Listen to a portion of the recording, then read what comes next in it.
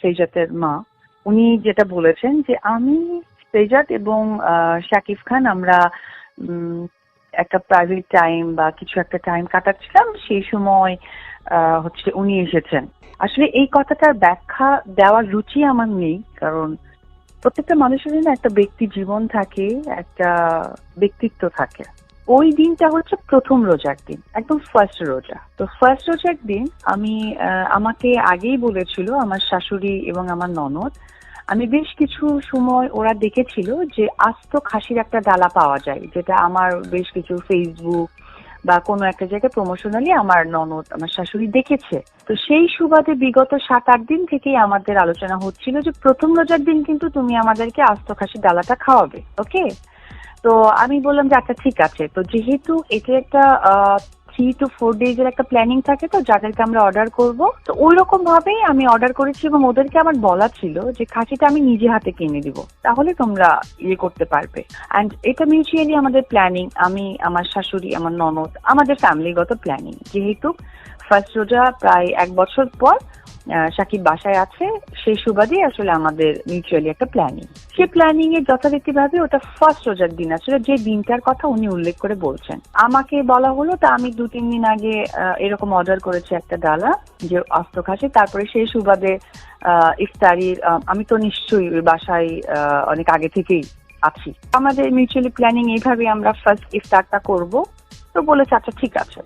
সে স্বাভাবিকভাবেই আমি অর্ডার করেছি 3 দিন আগে, যেটা প্রথম রোজার দিন আমরা ওটা হাতে পেয়েছি। হাতে পেয়ে আমি আবার আস্ত খাসির ডালা ছিল। আর সে কিন্তু হচ্ছে গিয়ে ইফতারির সময় তার অফিসে গিয়েছে।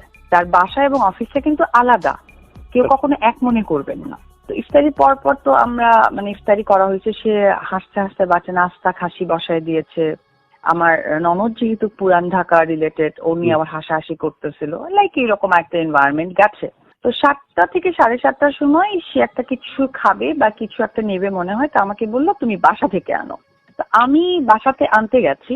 সেই জিনিসটা আনার টাইমিং 30 to 40 মিনিটস, এর বেশি নয়। 40 মিনিটস পর আমি আব্রাম আসিনি, আমি আব্রাম অ্যান্ড আমার ননদের মেয়ে ছিল আমার সাথে। যেহেতু জিনিসটা নিয়ে যাচ্ছি, ওরাও বাচ্চা মানুষ, আচ্ছা ঠিক আছে আসে। আর আমার ননদ হচ্ছে যে আমরা রেডি করলাম। রেডি করার পর একটু কথা বলতে বলতে কিছুটা সময় লেগে গেছে। পরে এসে আমি দেখি যে গেটের বাইরে একটা হিল। তো আমি নক করলাম, নক করে ফ্র্যাকশন অফ সেকেন্ড, 5 সেকেন্ডও টাইম নেয়নি, 5 সেকেন্ডও টাইম নেয়নি। 5 সেকেন্ড মধ্যে গেটটা উনি খুলে দিয়েছে। আমি বের হওয়ার সময় আমি তখন ওনার সাথে ওনার অ্যাসিস্ট্যান্ট থাকে, আমি কিন্তু গেটটা নক করেছি, আমি গেটটা খুলেছি, মেইন গেটটা খুলে ওর সাথে আমার ওই ছেলেটার সাথে আমার দেখা হলো। তখন আমি ধরেই নিলাম যে হয়তো সেজাত এসেছে। সেজাতের সাথে কে আসে, কারণ সেজাত তখন স্কুলে যায়, ও তো একা মুভমেন্ট করে। ডেফিনেটলি প্রথম রোজার দিন প্রত্যেকটা সন্তানের অধিকার আছে তার বাবার সাথে দেখা করার। আমি এটাকে কোনোভাবেই মাথায় নেই, আমার ইচ্ছেও ছিল না কখন এই প্রসঙ্গ নিয়ে আমি আপনাদের মিডিয়ার সাথে আমি কথা বলবো। ও যখন আমাকে দেখলো, তো আমি উপরে গেলাম। উপরে গিয়ে আমি আবার হচ্ছে যে আমার শাশুড়িকেও বললাম যে আমার মনে হয় সেজাত আসছে, তো আমি কি ওর জন্য কিছু নিবো? তা আম্মা বললো কি খায় আমরা তার জানি না, তো যেটাকে সেটাই নিয়ে যাও, চাইলে না হয় পাঠাবো। Okay fine. তো ওটা নিয়ে আমরা কথা বলে আলটিমেটলি যখন রেডি হয়েছে, তখন তো আমি নিশ্চয়ই নামবো, যে একটা জিনিস খেয়ে চাইছে খাবে, এটা বলেছে। আমি যখন নেমেছি তখন হচ্ছে গেটের বাইরে আমি দেখি, আমি নক করার সাথে সাথে খুলেছে। বাচ্চা খেলছিল, বাচ্চা ঘুমিয়ে টিভিতে ওয়েলস অন দ্য বাস দেখছিল।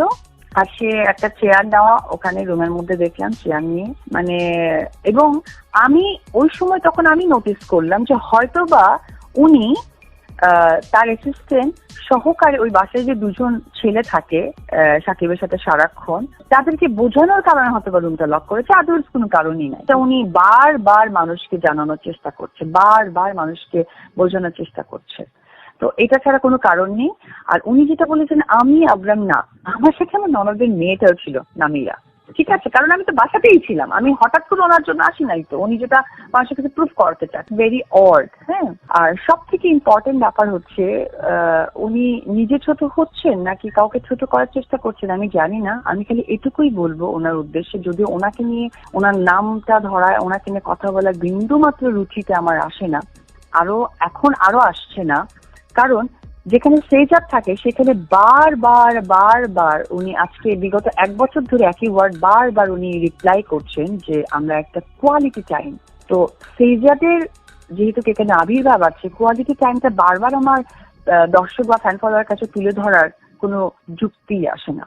একটি সন্তানের পরিপ্রেক্ষিতে অনেক কিছুই আমরা সবাই দর্শক থেকে আমরা সকলেই অ্যাডাল্ট এবং বুদ্ধিমান, এবং উনি বেশ কিছু জায়গায় উল্লেখ করছেন তার সন্তান নাকি তাদের কোয়ালিটি টাইম করার জন্য নিজেই চলে যায়। সন্তান নিছকে এতটা ছোট, কোয়ালিটি টাইম সম্বন্ধে ফ্যান ফলোয়ার ছাড়া আপাতত সন্তান বোঝার ক্ষমতা হয়নি। তো আসলে এটা কি উনি একজন কর্পোরেট ব্যক্তিত্বকে ছোট করতে চাচ্ছেন, নাকি উনি নিজে ছোট হচ্ছেন আমার বোধগম্য আসে না। বাট উপরআল্লাহর কাছে, আল্লাহ তাআলার কাছে আমি প্রে করি আল্লাহ যেন ওনার হেদায়েত দান করে।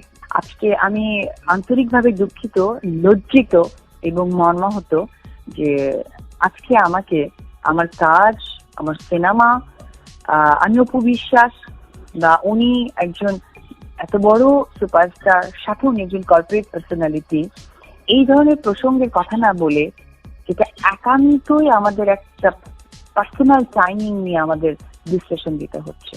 আমি সত্যি লজ্জিত।